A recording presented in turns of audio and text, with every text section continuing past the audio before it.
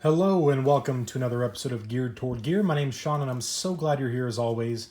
Today we're taking a look at a pretty cool knife from Spyderco called the Shaman. You can probably tell that from the description, but I always say it anyway. I don't know why I do that. You guys can read. So the Spyderco Shaman, this was provided to the Apex Pass Around group by ValTac Tactical Gear. So thank you ValTac for that. I was really stoked about getting my hands on this and being able to review it, carry it, test it, all that good stuff. So thank you ValTac for providing it. I'll leave a link below where you can check this knife out on their website. So here it is, the Spyderco Shaman. And yes, I did just open that with the spider flick, whatever you call it, the way any self-respecting internet knife, non-expert, non-celebrity should. So let's start with price. This thing goes for between $185 and $190. That's going to be your retail cost. And let's get right into some size comparisons. So I'm trying to kind of figure out some standards to use for size comparisons in all my videos for consistency and ones that are maybe relatively common. I may change this up a little bit because they're not all like super budget knives. But anyway, compared to the Paramilitary 2, almost exactly the same overall length. Pretty similar in size. This one's much more hefty. And compared to the Benchmade Bug Out. And one more will be the Mini Griptilian from Benchmade. So quite a bit bigger, obviously, than the Mini Griptilian. So there's a few size comparisons for you. And I'll throw in one more. And this one's probably not one that you would expect based on the type of knives you know I like. But here it is compared to the CRKT Seismic, which is quite a bit larger than the Shaman, which I think this is a big knife. This is a very big knife. And you will see a review on this, so a little teaser there. So this is a Spyderco Shaman. Again, thank you ValTac for providing it. Let's talk about specs, materials, all that fun stuff, and then I'll share my experiences with you. They weren't all good, I'll be honest with you, but we'll start at the business end and work that way. So blade, we've got some good blade steel, so we'll start with that. S30V, no problems there. It's a good premium steel that I've never had any problems with. Digging the S30V, and you get a lot of it. It's a nice broad kind of leaf-shaped drop point, and it's quite thick as well, 0.15 inches in your stock there. And it does taper, but it kind of waits till the very end. And you have a really, really strong tip here. So a big chunk of S30V, and that's obviously going to contribute to the price. The blade length is a little over 3.5 inches if you measure from the tip to the handle. Your actual cutting edge is just over 3 inches, like 3.01 or something like that. So just call it 3 inches for your actual cutting edge. The grind itself is a flat grind. And the finish, the way it's listed on most websites, is a satin finish. But if you ask me, guys, I don't know. What do you think? That looks pretty stonewashy to me. So I would call that a light stonewash finish. So good looking blade, good steel, and pretty beefy. So let's move on to the handle. The handle material is G10, and it's a smooth G10, very smooth, very, very smooth, which we'll touch on. And the length on the handle is going to be almost 4.5 inches, just a hair under 4.5 inches. So a good size handle. I wear extra large size gloves, and if I choke back on the rear finger choil, I still get a full 4-finger grip with a little bit left over.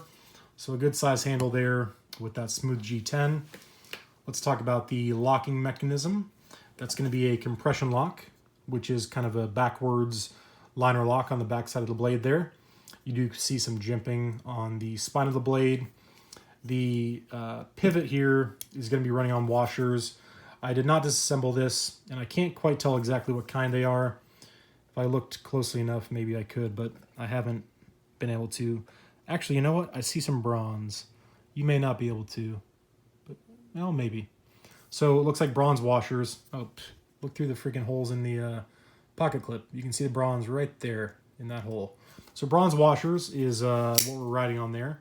And it's quite smooth, actually, so no complaints on the action. It flicks open nice and fast and authoritative. With that heavy blade, once you get it going, the weight, it just kind of takes over and it just flies out. So good deployment using that, again, fancy internet, non-celebrity, non-knife expert spider flick. So the lockup is strong, incredibly strong actually. Not really any play to speak of in either direction. With all knives, and I've said this before, I frankly don't care what knife it is. If you put it in my hands, I can make it move side to side. And if it does a little bit, it concerns me not one bit. So good lockup, nice and strong, no complaints there.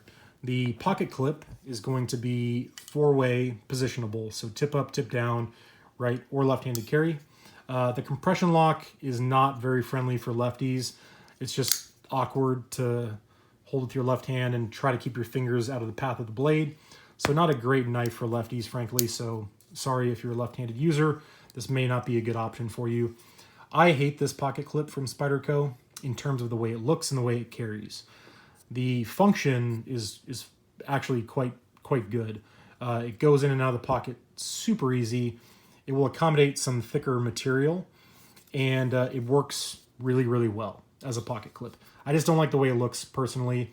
And in this particular knife, in the tip-up configuration, you're going to have probably close to 3/4 of an inch exposed. So again, preference there. Doesn't necessarily bother me. It's more the shape of the clip that I don't like. But again, that's just preference. But it is 4-way positionable, which is nice. So that's kind of the basics on this guy here. The ergos are decent, but they're not perfect. And there's a couple things about the ergos on this that kind of made it a deal breaker for me.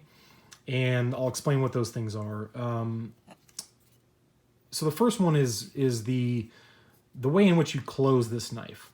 So for those of you that own any compression lock from Spyderco, here's the PM2, you'll know that they're generally pretty smooth. They just kind of wiggle around, and you can flip them open, flip them closed, and they're just fun to fidget with. It's like the fidget factor. And I love that about the compression lock. They're just fun to play with. Whether or not it's practical to close it that way or open it that way, doesn't really matter. It's simply fun to do. And on this knife, you kind of lose that fidget factor. And the reason you lose that, and I learned this very quickly after unboxing this knife, is this forward finger choil, which has some nice jimping under it, and gives you a nice secure kind of pinch grip or saber grip. It has this nub, right? Kind of a guard, if you will. And that nub caused me some problems. So when I took this out of the box, and here's the box, by the way, if you want to check out the model number there. I took it out of the box, and it was in a bubble wrap sleeve, in the closed position, obviously. And as I was kind of dropping it out of the sleeve into my hand, it slipped right through my hand and hit the carpet at my feet.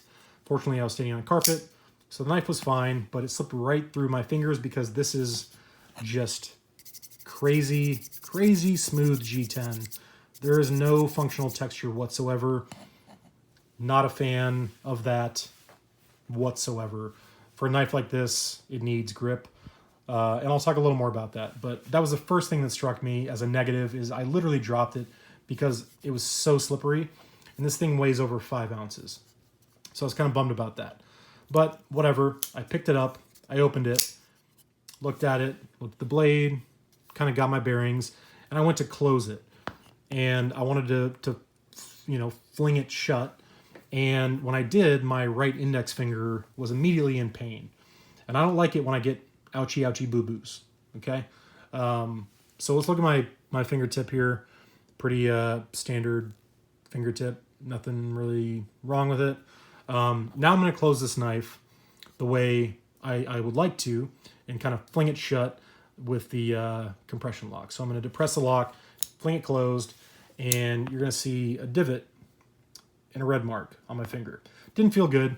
It's not the most painful thing in the world by any means, but that doesn't feel good. And why doesn't that feel good? It's because of that nub that we talked about. That nub right there actually enters the compression lock channel. So as I close this blade, you will see that nub appear. That damn nub right there is what kind of bit my finger, and that's what takes away your fidget factor.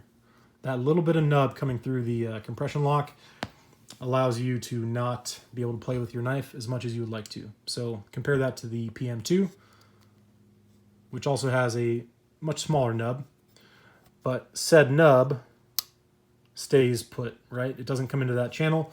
so I can fidget with this thing all day long and not have any problems. So 2 kind of bummers right off the bat. 1, I dropped it because it's crazy smooth, and 2, I got an ouchie boo-boo on my finger. So I wasn't too stoked on that. So kind of my feeling on this knife is this.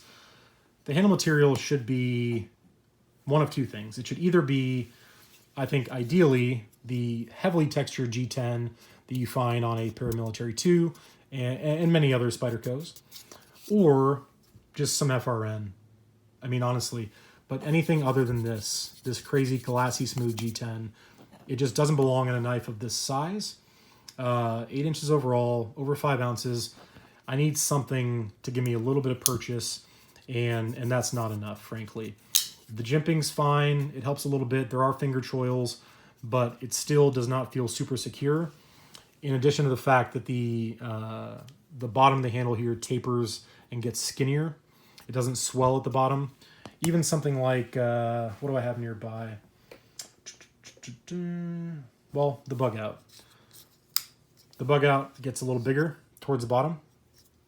Makes it a little more secure in the hand, right? Less likely to slide forward.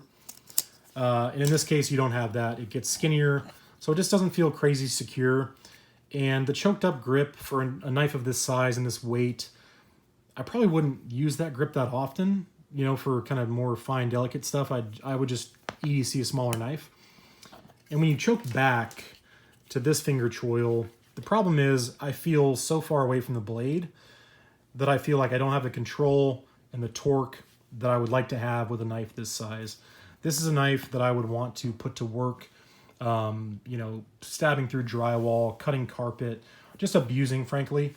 And the way it's configured, although it may look ergonomic and like a good design, it's really not. I think kind of the front finger choil should sit somewhere right between the 2 finger choils, so you get a nice kind of grip right in that area and really be able to just bear down and beat on this thing. So the overall design of the handle, I just feel like is wrong. Like this handle belongs on a different knife and the blade belongs on a different handle or something like that.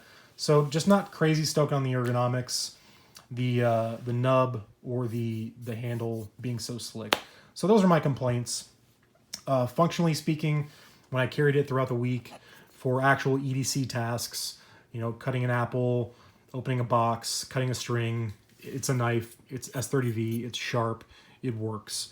So if you're one that likes to carry a larger knife, a little beefier, heavier knife for EDC, this could be a great option for you. But for me, I didn't have it in mind as an EDC blade. I wanted it more as a work knife. And in using it, I just don't think it's going to fill that need for me. So it's coming out of my wish list. But I am glad I had the opportunity to handle it and kind of get some experience so I can make a more educated decision on whether or not to buy one for myself. So that is my thoughts on the Spyderco Shaman. Thank you guys all so much for watching as always. I really, really do appreciate it, and I will talk to you soon.